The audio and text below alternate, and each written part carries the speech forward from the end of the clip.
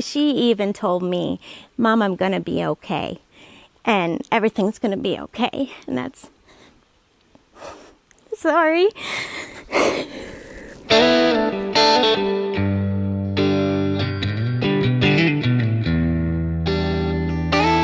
We're embracing the next chapter by simplifying our lives, exploring our dreams, and connecting with what truly matters.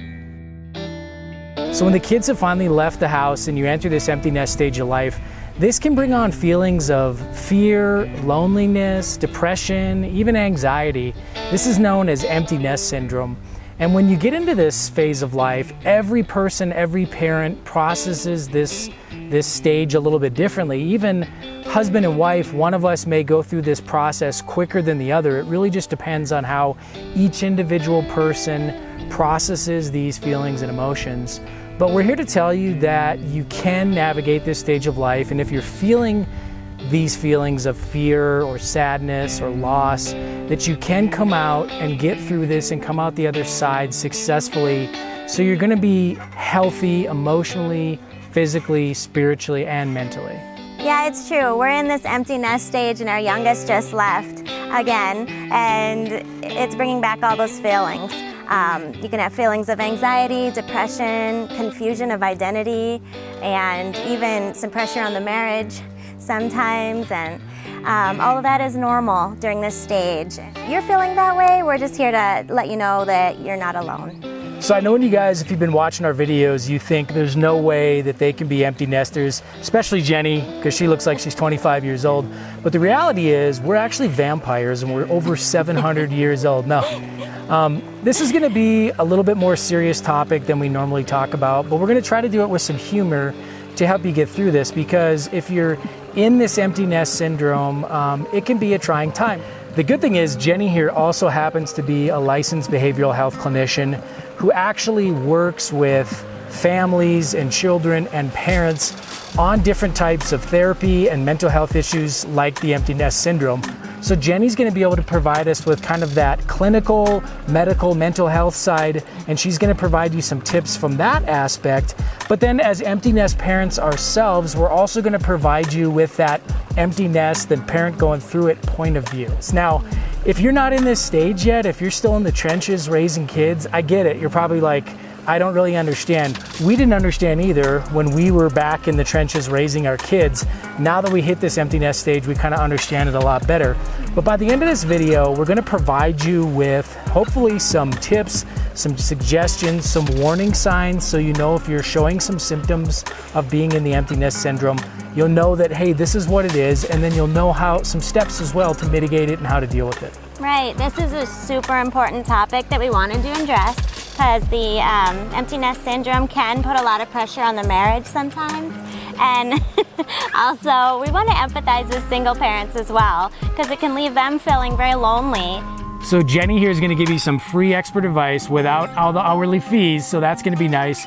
But seriously, if you're in this empty nest stage of life right now, or maybe like we said, you're still in the trenches, but this is going to be coming up in the next few years, you're going to want to take notes and follow along with us, because you are going to face this sooner or later. So Jenny, as a parent, you kind of hit this empty nest stage or some of the symptoms a little bit earlier than I did. So can you tell us, like, as a parent, when did this start for you?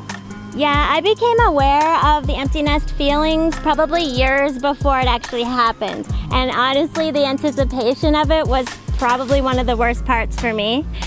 It was really painful. I mean, if you think about it, we spend the best years of our lives raising these amazing children and playing the role of caretaker, provider, and parent.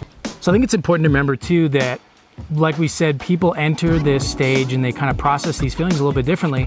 And it's funny because I think you and I, Jenny, we both processed this a little bit differently, where I took on this kind of attitude of like, man, I was optimistic. I was like, I'm excited for the kids. I'm excited for them, the experiences they're gonna have, the things they're gonna do. You know, that was my take on it, where yours was a little bit different, right? Right, I tried to embrace that, but I also had moments of more just, oh my goodness, I had to catch myself because I was having like anxiety. I was having thoughts of despair and just having a hard time sometimes. It was painful. What were some things too that like triggered that? I know like going into their rooms. Oh my goodness, yes. Like you go into an empty room and that was like a... Yeah, so going into their empty rooms, that's kind of a dangerous spot to go. So you're going to end up doing that. You're going to go through their things, you're going to go into their rooms, and there's a time to embrace the sadness, fully embrace it. Have those tears, have those moments. For sure. Don't try to stuff it down, don't try to numb it. But what I want to encourage you to do is not to get stuck there when you are having depressing thoughts, let's say in their empty room, of it's over and what next in my life, like it's all over, they're gone forever. That's just depressing thoughts. It's not even true. So you really want to catch that and remember, like, they didn't die.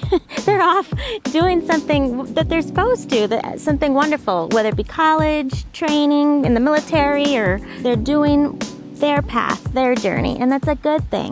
And in a few short months, it's going to be Thanksgiving and Christmas, and don't forget that, because it's going to come before you know it. But I think, and the thing to remember too, is that's where the conflict in the marriage can have, is where if Jenny's mourning and she's feeling depressed, and I'm all, woohoo, yay, you know, there can be that, if you don't discuss this as a couple, there can be that, well, why isn't he sad like I am, you know, and so that can create that conflict in the marriage. So you really want to be careful with that and just talk about it and realize that just because maybe Jenny's experiencing this differently than I am, it doesn't mean anything. It just means we're both processing this a little bit different. Right, exactly. So Jenny, could you do now, like put on your therapist hat and kind of give us some tips from that mental health or the therapist point of view? Right. Research says to prepare mentally and emotionally as much as you can if you're approaching this stage. And some good luck with that. Yeah. Right. So some good advice probably would be to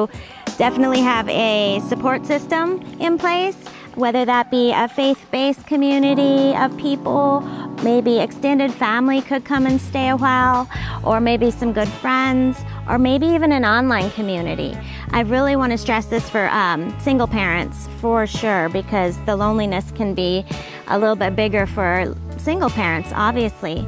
You know, if you are a full-time parent, it's important to realize you're going to have a lot of extra time and energy, and to fill that time and start preparing for maybe some hobbies you've put on the back burner that you want to pursue again, or maybe new hobbies, or maybe even going back to work full-time and doing what you love.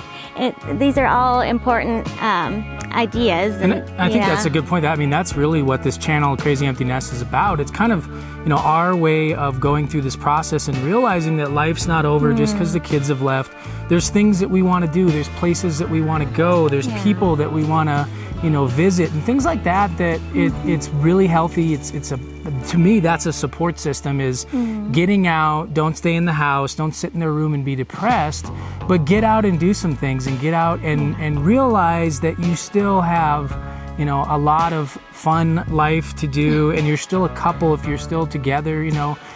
We're still a couple. There's still a lot of things we can do together, and that's kind of what, you know, this is really all about. So. Right. It's been fun to pour more time and energy into our marriage again and get to know one another on a whole nother level again. Yeah. It's been pretty cool. And then one more thing is to make sure that, I mean, it's 2020, so you can keep in touch through texting, through, you know, social media, through Messenger, whatever your kids prefer usually. So for our daughter and our son, it's very different. And like our daughter, she's probably more apt to have longer phone calls and reach out more. Our son, I just appreciate a text every now and then, and that's awesome. And that's probably more for me, because that's not his thing to really reach out. But just remember, like, if they're not reaching out, try not to take it personal or like it's a bad thing. That's probably a great thing. Yeah. Or thinking they're like, oh, they're in a ditch somewhere. Right. Don't think so. Chances are they're having a lot of fun. They just forgot to call mom and dad. Exactly. Because we had both sides. I remember when our daughter was struggling, and that's worse when they're calling every day, and it sounds like they don't know if they're going to make it through this, you know, semester. That's worse than if they're not calling much or texting much. So that brings up a good point too. I want to make sure you guys understand that you don't want to, if your kids are struggling, don't think you have to go rescue them or to go, fight their battles for them. And I remember, we got a really good example with our daughter, where our daughter traveled around the world. She went to Africa, she went to Tanzania, and at one point I remember she called and she was in Ethiopia, and she had just gotten there, 18-hour flight from hell that, traveling and all that. And she was just kind of having one of those moments of like, I'm all alone, I'm in a foreign country, and called us up crying. And we encouraged her, and we were there for her, but we couldn't do anything. It's not like we could get on a plane and go rescue her. And I felt so helpless. Yeah, but here's the good part is, so we told her we loved her, we encouraged her, we said, you can do this, it's gonna be amazing. And then she went on and she had this amazing, couple of weeks. And when she did come back home, she told us, she was like, I know when I called you in Ethiopia, that was but it was, you guys supported me and I got through that, and now I had this amazing experience. Well, if we wouldn't win, obviously in that situation we can't go get her, but in a lot of situations where they are nearby, if we would have ran in and intervened and tried to go rescue her, we're then robbing her. We would have robbed her of that whole experience because we're being, those kind of emotionally insecure parents. So sometimes that little bit of tension, especially at that age, it's good for them. It's good for them to wrestle and kind of struggle with some of those things, especially learning how to be on their own. Right, just encourage them and empower them to go through those times. Of course, you're going to need to use discernment, and there are times that you need to go get them or be there for them, but in general, it is our tendency, especially as moms, or myself anyway, to run and rescue them every time. And it's almost like you and I don't want to pick on moms, but you can see it. It's like you picture the playground and your child fell off the swing and it's like they're 4 years old again and you want to run in and rescue them. Right. But we kind of have to remember that now that they're 19, 20, 21, 22 years old. Yeah. They're adults and they can do that. And we're always going to be parents and we're always going to love them. We're always going to care for them. But it's a different time in the relationship now, where we kind of have to let them, take and do some things on their own and experience some of those struggles on their own. Yes, absolutely. The parenting role changes at this point. Yeah. You become more like a coach or mentor. I think one of the best things that we did personally to prepare for this stage was we intentionally planned some special trips or special moments with maybe just one parent and one child. That was super special. A lot of bonding happened on those trips and just some amazing memories. And I know I'll never regret it, like that cross-country road trip with our daughter, and then when our son drove to Ohio and stuff, that was amazing. Amazing time. And we started this out, we didn't wait until it was time for them to go to college. I mean, some of these even started in their junior year of high school. So, a lot of times you start looking at colleges in the junior year. So we started almost a year and a half, 2 years out, and realizing that this is this is important time. This is the last couple years the kids are going to be in the house. And we started planning kind of those intentional trips. And not only that too, but I think we got a little bit more selfish with our time as a family, because we realized that this is going to be, there's going to be times, there's going to be holidays and things like that, but really this is the last couple years that, we're all going to be under the same roof living together. So Lance, you did really well transitioning to this new role of mentor and coach type role of parenting. Could you explain some practical ways that you use to do that? Sure. Yeah, so it was something, I started at least a few years early, and I think probably the first thing we did was we started, loosening the reins and giving them more freedom and independence, letting them make some mistakes early on. We didn't wait till it was time for them to leave the nest to do that. We kind of built that into our parenting style from an early age. And you have to remember, we're sending these kids off to be independent adults, going to college or going to the military or going into the workforce, and we have to start treating them that way. So we don't want them, the day they leave the nest is the first time they're making independent decisions on their own. So this is something that we really want to stress. You want them to start using and doing critical thinking, to get involved with their own financial budgeting, and maybe making their own doctor's appointments, things like that.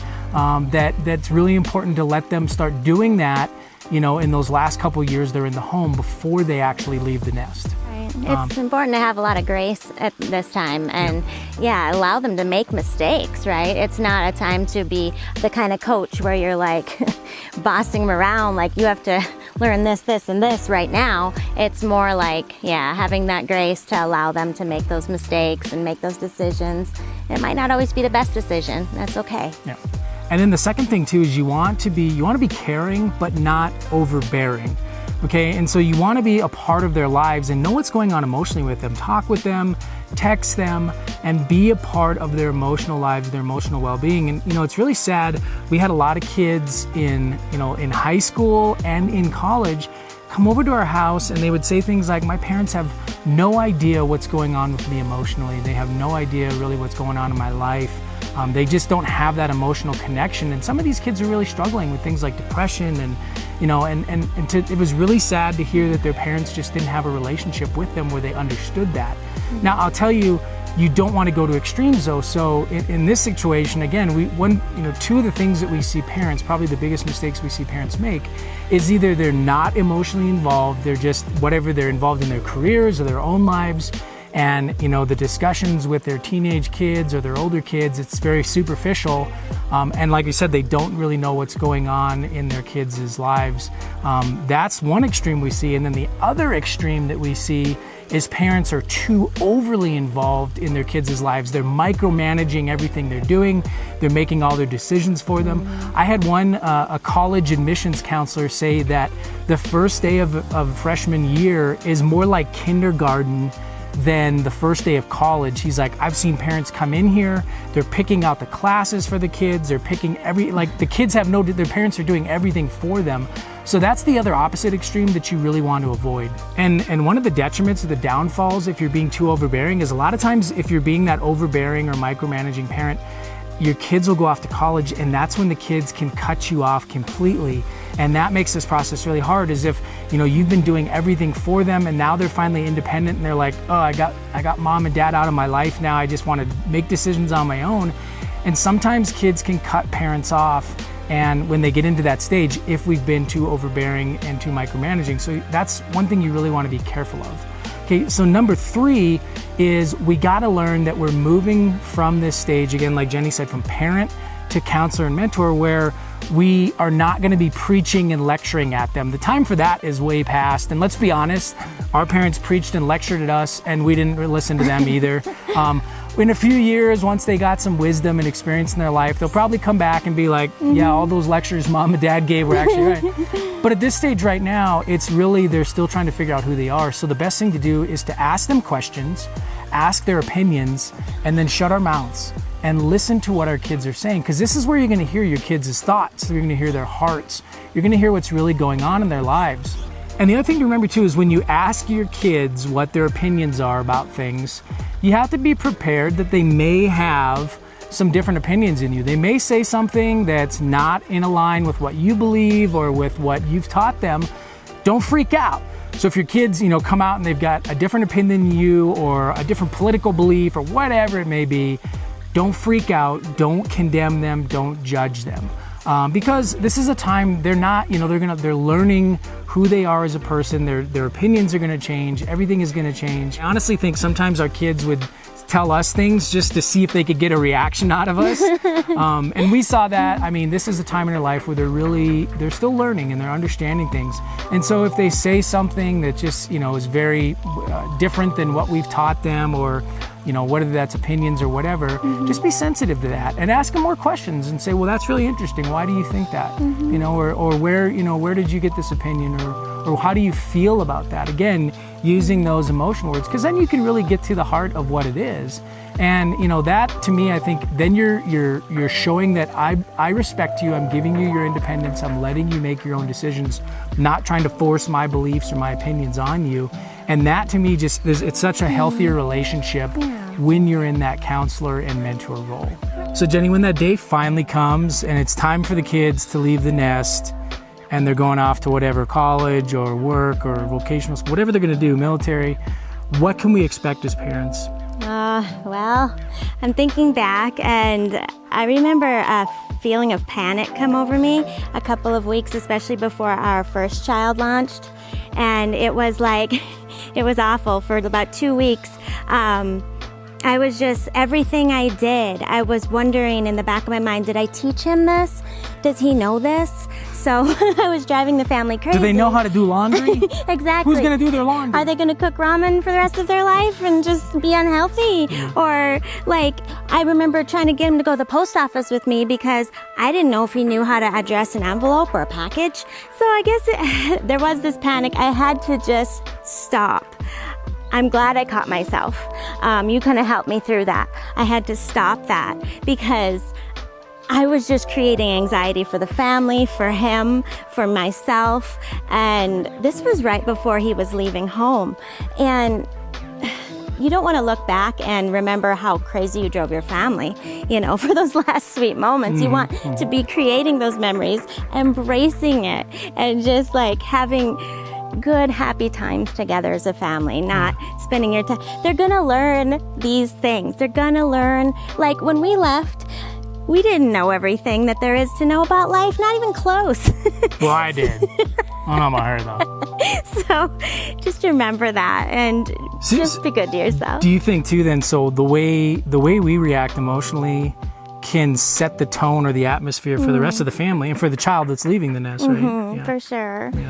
Yeah, and just embrace this new chapter in your life. And like, you can start thinking about all the freedoms you're going to have. I mean, it looks really different when you come home with no kids. I mean, you can just walk around naked. Right. There's nobody there. Except the dog. It's only our schedule and our agenda, right? So it's like, you don't even have to worry about living in that school district anymore. You can live wherever. That was a big change for us because for years we had decided we're going to live here based on this school district and that type of thing. And how was it so when our second child, our daughter, left, the youngest, was that the same, or did you feel like, okay, I've done this before, it's a little easier, or was it harder because now we truly are like they're leaving and Right. Well, we have, our oldest is boy, youngest is girl, our baby girl. So I had to catch myself again, going into panic and anxiety mode. You want to protect them and take care of them and hold their hand through everything. And she even told me, Mom, I'm going to be okay. And everything's going to be okay. And that's, sorry.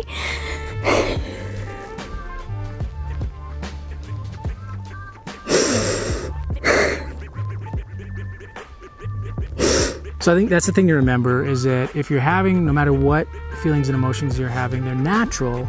And that's what we're talking about. You just need to kind of embrace this. It's going to be different for everybody. So Jenny, let's go into from like a clinical perspective, if we are feeling these feelings of fear or loss or depression, what are some ways that we can deal with this?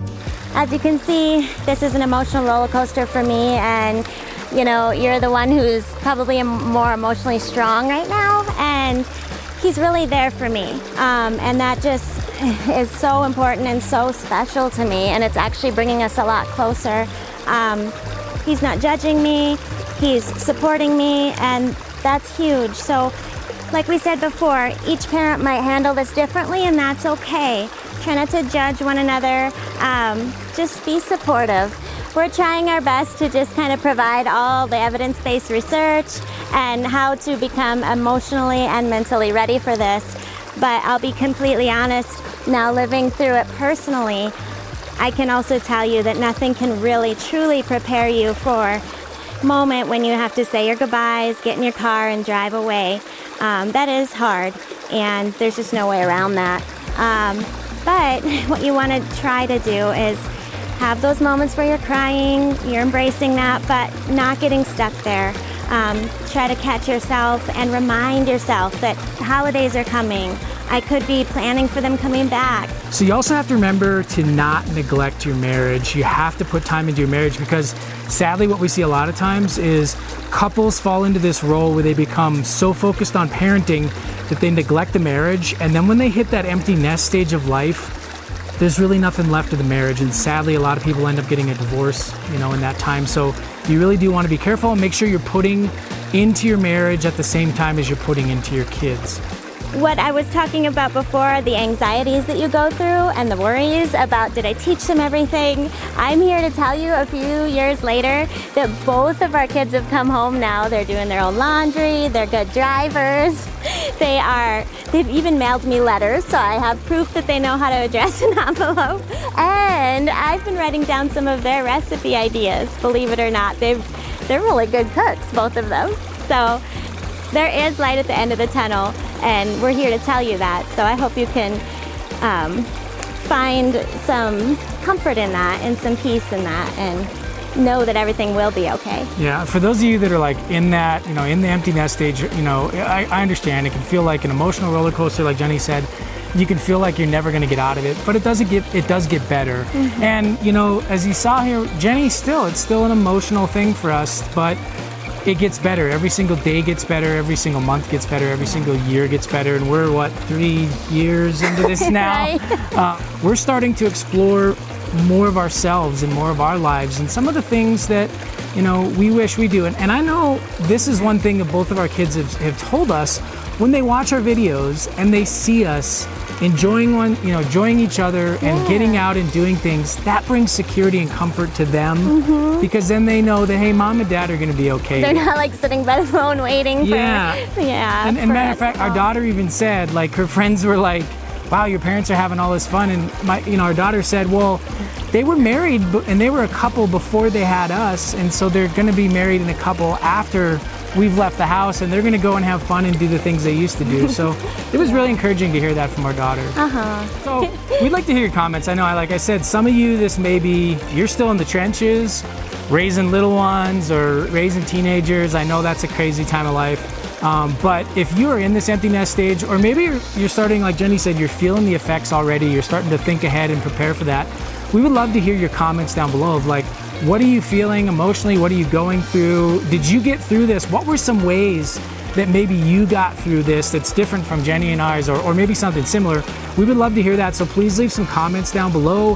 That way everybody can learn together. Everybody, can learn from different experiences and different ways of going through this. If you're a single parent too, we would love to hear comments from you. I know we've got some single parents out there that follow us, and they're going through this same thing, and I would love to hear your comments, how you went through this and some of the support systems and things you used. So guys, like we said, it's not our typical video. We're not out, driving the mountains and overlanding, but this is an important part of the empty nest process. That's why we wanted to capture it. And there are parents out there that are struggling with this, so that's why we wanted to address it and not shy away from these types of topics. So in doing this video, we just wanted to let you know that there is hope. And there's light at the end of the tunnel. Yeah, it gets better.